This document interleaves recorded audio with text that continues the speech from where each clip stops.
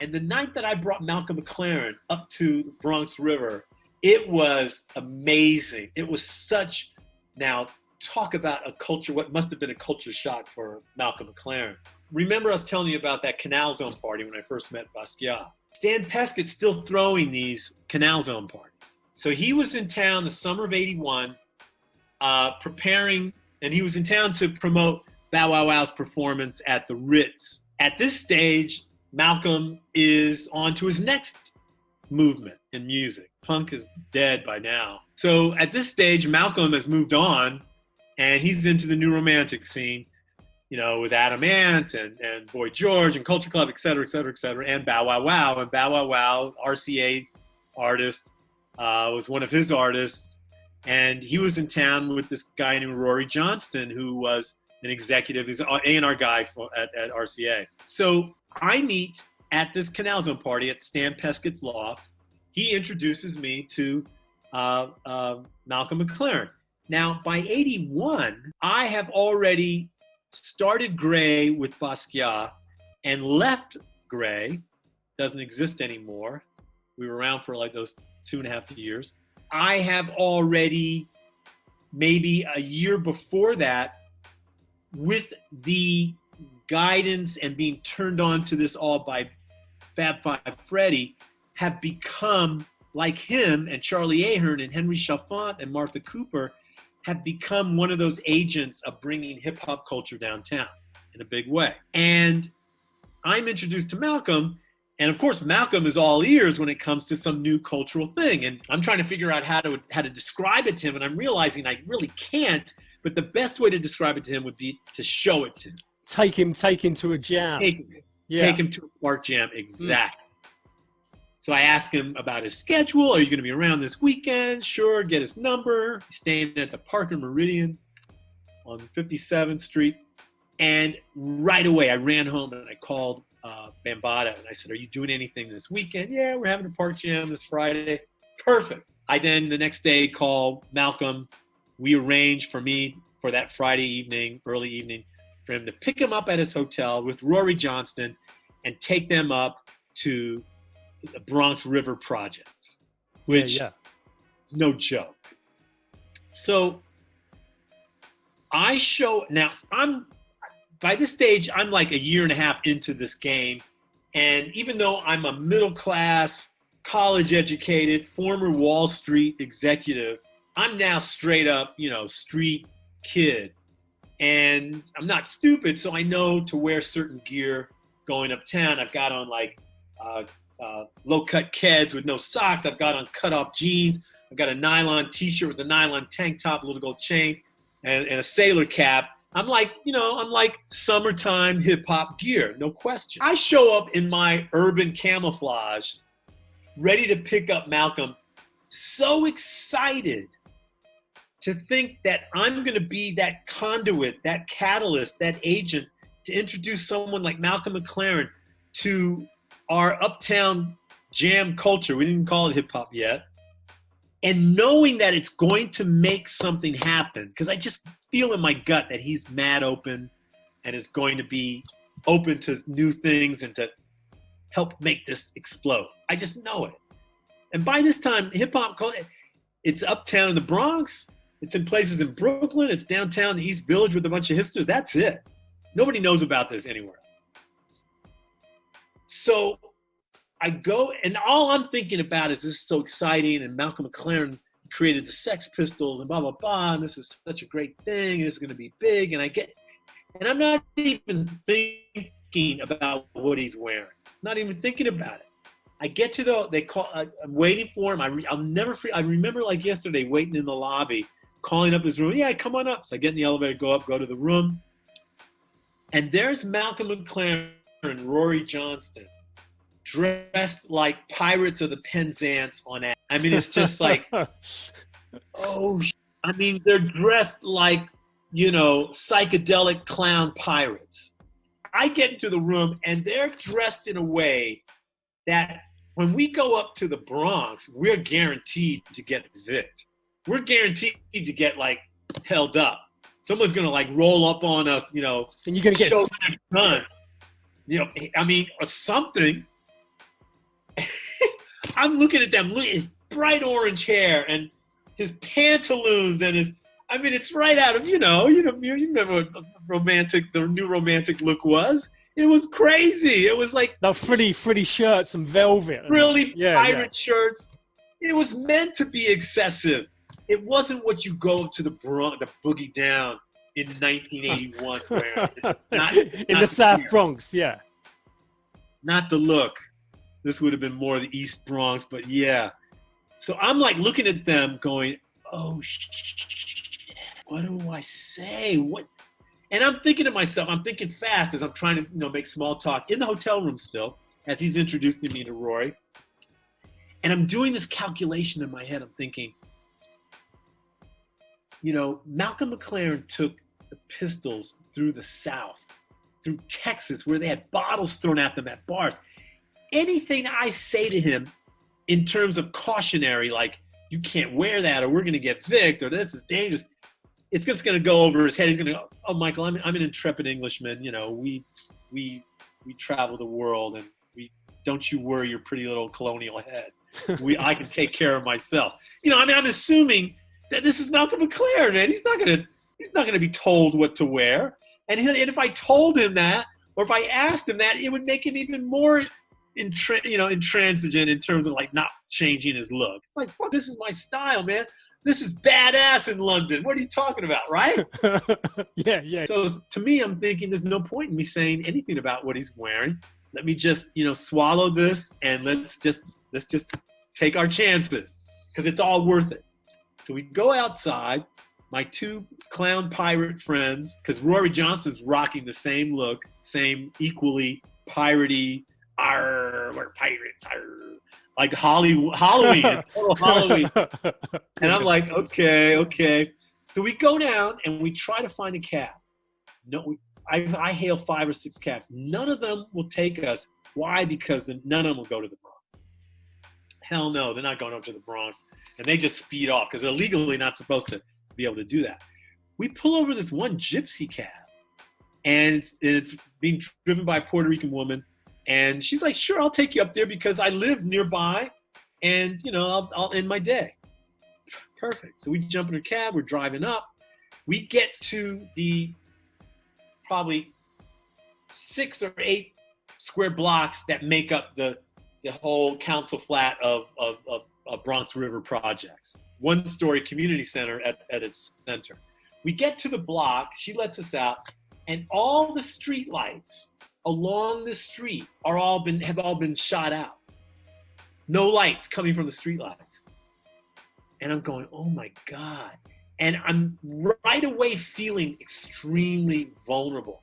But the one good thing at that moment is there's nobody around. There's nobody on the streets. Clearly everybody has like a magnet sucked themselves into the party. What does that mean? Okay, so Bronx River projects made up of about 8 large, very tall council flats, maybe almost 30 stories, all kind of in a pattern. And in the center was a community center. And you could hear and see the light from the party and hear the beats from the party wafting, bouncing against the buildings and then leaking out between the buildings out to where we were standing. And it was like straight out of like Joseph Conrad novel, like Heart of Darkness. Like 19th century English pith helmet explorers, going down the Congo and hearing the beats and the drum. That's what it felt like. And you could hear just like the remnants of the beats leaking out between the buildings. And because there was no light and because you could hear these beats, it was so romantic in a way and so cinematic. It was like Apocalypse Now. It was so wild. So I'm like, okay, Malcolm, okay, Rory, let's go. Because I didn't want to hang around in the park area where we were. I wanted to get where the community center was. That's where the real party was happening. We walk in between the buildings and almost like this, like these curtains drawing apart, which was the buildings drawing apart as we get there, we see a sea of about 1,000 kids, these same middle school kids, 12 to 15, 16, black, Puerto Rican, and white, because there are white kids living up there. I'd say 70% black, I'd say 25% Puerto Rican, and I'd say 5% white. But all of them are 100% street. So there's a sea of kids dancing to what was once just bass notes, kind of raw bass notes that you hear through a wall in a building.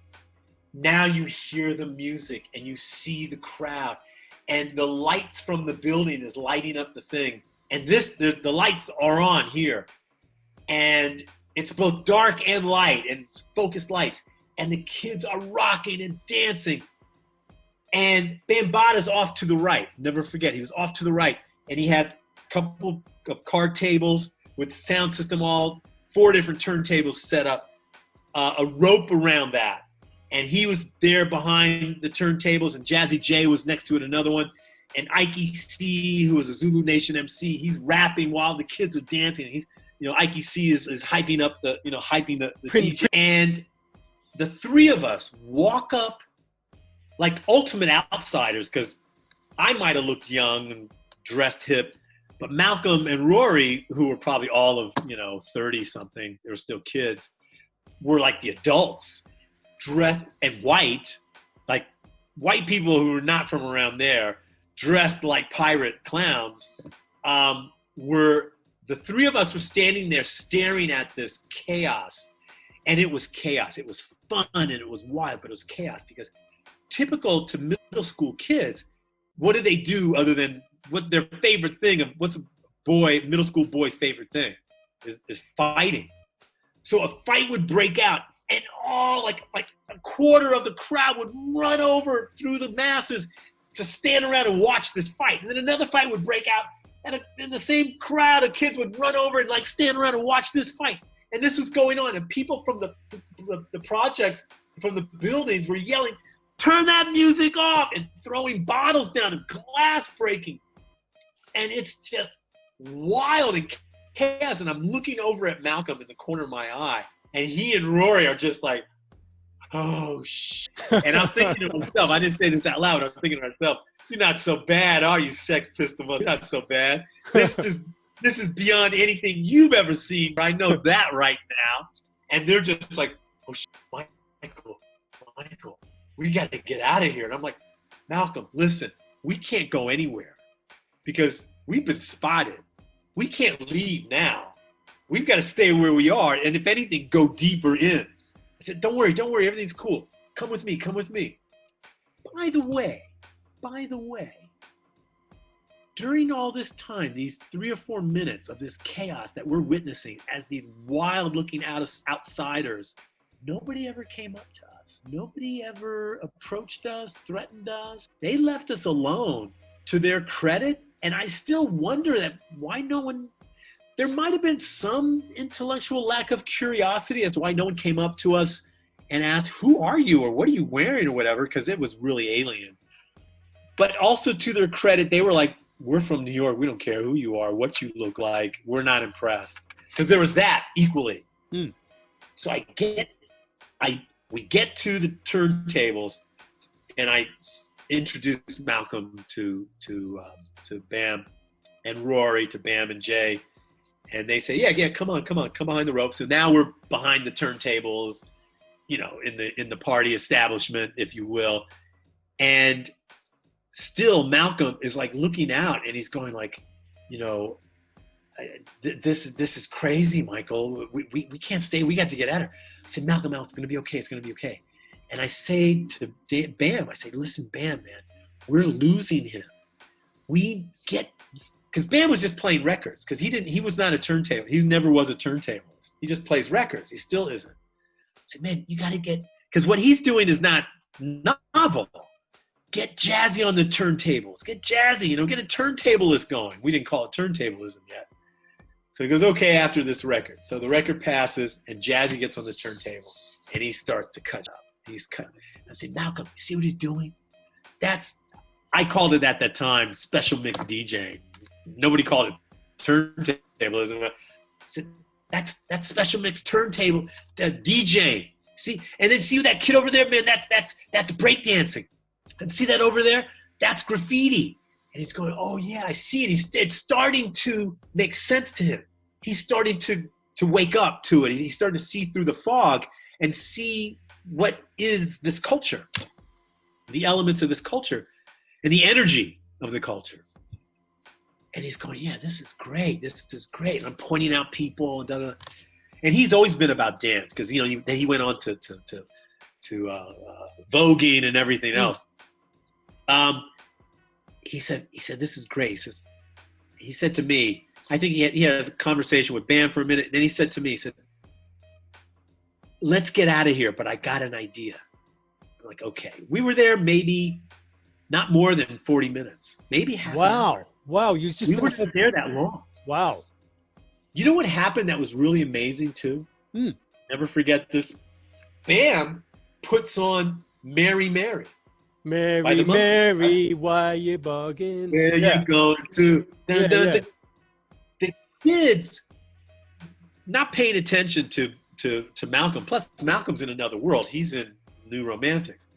But the kids understood that Bam playing Mary Mary was a statement about punkism. Even though punk is out of fashion by this time, it's not so out of fashion in the Bronx. It's still just this weird thing that white kids do downtown. They're not going to do it. They're not going to into it, but they heard about it, right?